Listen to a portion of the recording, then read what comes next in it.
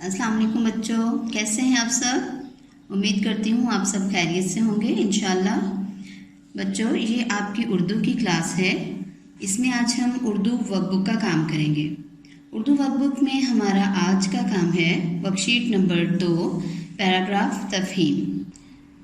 Paragraph तफहीम क्या है, पहले मैं आपको इसकी वजाहत कर देती हूँ। पैराग्राफ तफहीम में बच्चों हमारे पास एक पैराग्राफ दिया गया होता है, उसको हम अच्छे से समझकर दुरुस्त तलफ़्फ़ुज़ के साथ पढ़ते हैं, उसके मुश्किल अल्फाज के मानी सीखते हैं, फिर नीचे दिए गए सवालात के जवाबात काट छांट करके सवाल की नोयत के मुताबिक लिखते हैं। तो बच्चों, पैराग्राफ पढ़ने से पहले हम उसके मुश्किल अल्फाज सीखेंगे। बच्चों, मुश्किल अल्फाज को आपने बहुत गौर से सुनना है, समझना है, इसके मानी सीखने हैं, ठीक है। हमारा पहला मुश्किल लफ्ज़ है सरसब्ज़ यानी हरा भरा। फिर उसके बाद शफ़ाफ़ यानी साफ सुथरा। हाथ बटाते, काम में मदद करते। काश्तकारी, खेती बाड़ी। चुनते, इकट्ठा करते। गुलदस्ता, फूलों का गुच्छा। बच्चों, अब हम उर्दू वर्कबुक का सफ़ा नंबर 6 खोलेंगे। सफ़े के सबसे ऊपर हम आज की तारीख लिखेंगे, यानी जिस दिन आप काम कर रहे होंगे उस दिन की तारीख लिखेंगे आप। दरमियान में जमात का काम और बाईं तरफ दिन लिखेंगे। तो चलिए अब हम पढ़ाई शुरू करते हैं, आप भी मेरे साथ साथ पढ़िए। गोशिया एक खूबसूरत इलाका था। इसकी वादियों में तरह तरह के फूल और फल पैदा होते थे। वहाँ सरसब्ज़ और बहुत ऊंचे ऊंचे पहाड़ थे। वहाँ की झीलों का पानी शफ़ाफ, मीठा और ठंडा था। उसी वादी में तैमूर और ताहिरा रहते थे। वो दोनों बहन भाई थे। उनके माँ बाप काश्तकारी यानी खेती बाड़ी करके घर चलाते थे। बेटा, काश्तकारी एक पेशा है, जैसे बाल काटने वाले को हम नाई कहते हैं, वो एक पेशा है। इसी तरह जो कपड़े सीते हैं उनको भी हम दर्जी कहते हैं। तो जैसे वो एक पेशा है, इसी तरह से काश्तकारी भी एक पेशा है। तो उनके माँ बाप काश्तकारी करके घर चलाते थे। दोनों बच्चे छुट्टी के दिन पहले अपने माँ बाप का काम काज में हाथ बटाते थे, यानी अपने अम्मी अब्बू की हर काम में मदद करते थे। उसके बाद अपने खेतों के करीब मौजूद नदी के किनारे जाकर कागज़ की कश्तियाँ बनाकर खेलते थे। वो एक पतली सी छड़ी से इन कश्तियों को आगे पीछे मोड़ते और खुश होते थे। शाम में वापस आते हुए दोनों रास्ते से फल और फूल भी चुनते। फल अब्बू को और फूलों का एक खूबसूरत सा गुलदस्ता बनाकर अपनी अम्मी को देते। अम्मी अब्बू उन्हें ढेरों दुआएं देते और प्यार करते। वो वहाँ हंसी खुशी रहते थे। उम्मीद है आपने पैराग्राफ अच्छे तरीके से सुना होगा। बच्चों, आपने इस पैराग्राफ को दोबारा समझकर पढ़ना है। इसके बाद हम सवालात हल करना सीखेंगे। तो बेटा, जब हम पैराग्राफ में से सवाल का जवाब तलाश करते हैं तो उसका तरीका ये है कि हम जवाबी जुमला ऐसे ही नहीं लिख देंगे, बल्कि काट छांट करके सवाल की मुताबिकत से लिखेंगे।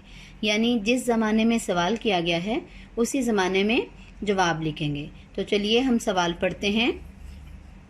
पैराग्राफ पढ़कर सवालात के जवाबात लिखें। सवाल नंबर 1 है, तैमूर और ताहिरा के वालिदैन का पेशा क्या था।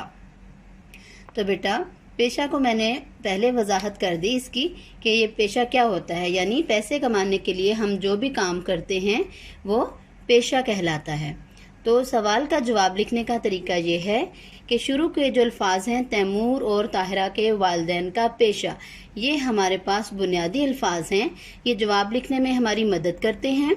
और क्या जो है सवालिया लफ्ज़ اس کی وجہ سے ہم جواب ڈھونڈیں گے، یعنی ہمارا سوالیہ لفظ ہے کیا، تو ہم نے دیکھنا ہے کہ اس کا جواب کیا ہو سکتا ہے۔ تو یہاں ہم نے دیکھا تھا کہ ان کے ماں باپ کاشتکاری کر کے گھر چلاتے تھے، یعنی ہمیں پتہ چلا کہ تیمور اور طاہرہ کے والدین کاشتکاری کرتے تھے، تو ان کا پیشہ کاشتکاری تھا، ٹھیک ہے۔ تو اس کا جواب ہم اس طرح سے لکھیں گے کہ تیمور اور طاہرہ کے والدین کا پیشہ کاشتکاری تھا۔ جواب کے آخر میں آپ ختمہ کی علامت ضرور لگائیں گے، ٹھیک ہے بچوں۔ الجواب کا پہلے زبانی تبادلہ خیال کریں گے، اس کے بعد پھر آپ اس کو خود لکھیں گے، ٹھیک ہے بیٹا۔ چلیے سوال نمبر 2 کی طرف آتے ہیں۔ سوال نمبر 2 ہے، بچے کاغذ کی کشتیوں کو کس چیز سے چلاتے تھے؟ تو اس میں ہمارے پاس سوالیہ لفظ کس ہے، کس کو دیکھتے ہوئے ہم اس کا جواب جب ڈھونڈنے کے لیے پیراگراف کی طرف جائیں گے، تو ہم نے یہاں پہ پڑھا تھا کہ وہ ایک پتلی سی چھڑی سے ان کشتیوں کو آگے پیچھے موڑتے اور خوش ہوتے تھے۔ تو بیٹا اس میں انہوں نے کشتیوں کے چلنے کا ذکر نہیں کیا، انہوں نے کہا ہے کہ آگے پیچھے موڑتے۔ تو بیٹا جب کشتی کو آگے پیچھے موڑتے ہیں تو کیا ہوتا ہے؟ چلتی ہے نا۔ جب کشتی کو آپ آگے موڑتے ہیں تو بھی چلتی ہے، اور جب پیچھے موڑتے ہیں تو بھی چلتی ہے۔ تو وہ ان کشتیوں کو کس چیز کے ساتھ آگے پیچھے موڑ رہے تھے؟ ایک پتلی سی چھڑی سے۔ تو اس سوال کا جواب ہم اس طرح سے لکھیں گے کہ بچے کاغذ کی کشتیوں کو ایک پتلی سی چھڑی سے چلاتے تھے۔ آخر میں ختمہ کی علامت ضرور لگائیے۔ سوال نمبر 3، تیمور اور طاہرہ کس علاقے کی ایک وادی میں رہتے تھے؟ تو بیٹا سوچ کر بتائیے اس سوال کا جواب کیا ہوگا؟ مجھے امید ہے آپ اچھے سے لکھ سکتے ہیں۔ شاباش۔ تو ہم اس کا جواب سوالیہ لفظ کس کو دیکھتے ہوئے اس کا جواب ڈھونڈتے ہوئے جب پیراگراف کی طرف جائیں گے، تو شروع میں ہم نے پڑھا تھا کہ گوشیا ایک خوبصورت علاقہ تھا، تو ہمیں معلوم ہوتا ہے کہ وہ گوشیا کی ایک وادی میں رہتے تھے۔ تو ہم اس سوال کا جواب اس طرح سے لکھ سکتے ہیں کہ تیمور اور طاہرہ گوشیا کی ایک وادی میں رہتے تھے، ٹھیک ہے بیٹا۔ چلیے سوال نمبر 4 ہے، بچے امی ابو کو تحفے میں کیا کیا دیتے تھے؟ اب کیا کیا ہمارے پاس سوالیہ الفاظ ہیں، ان کا جواب پیراگراف میں کیسے ڈھونڈ سکتے ہیں آپ؟ چلیں آپ سوچ کے بتائیے مجھے۔ شاباش، مجھے امید ہے آپ نے اچھے سے سوچ لیا ہوگا۔ تو بیٹا آپ نے یہاں پڑھا تھا کہ وہ شام میں واپس آتے ہوئے دونوں راستے سے پھل اور پھول بھی چنتے، پھل ابو کو اور پھولوں کا ایک خوبصورت سا گلدستہ بنا کر اپنی امی کو دیتے۔ تو ہمیں معلوم ہوا کہ وہ اس جوابی جملے سے ہمیں معلوم ہو رہا ہے کہ وہ کیا کرتے تھے۔ تو لیکن ہم اس کو کس طرح سے کانٹ چھانٹ کر کے سوال کا جواب لکھ سکتے ہیں؟ اس طرح سے کہ بچے امی کو پھولوں کا گلدستہ اور ابو کو پھل تحفے میں دیتے تھے، ٹھیک ہے بیٹا۔ شاباش۔ چلیے اب آئیے سوال نمبر 5 کی طرف۔ گوشیا کی وادیوں کے پہاڑ اور جھیلیں کیسی تھیں بیٹا؟ آپ نے پڑھا نا اس میں کیسی تھی، سوچ کے بتائیے ذرا جلدی سے۔ شاباش، بہت اچھے، مجھے پتہ ہے آپ نے اس کا جواب ڈھونڈ لیا ہوگا۔ ہم نے یہاں پڑھا تھا پیراگراف میں کہ وہاں سرسبز اور بہت اونچے اونچے پہاڑ تھے، وہاں کی جھیلوں کا پانی شفاف، میٹھا اور ٹھنڈا تھا۔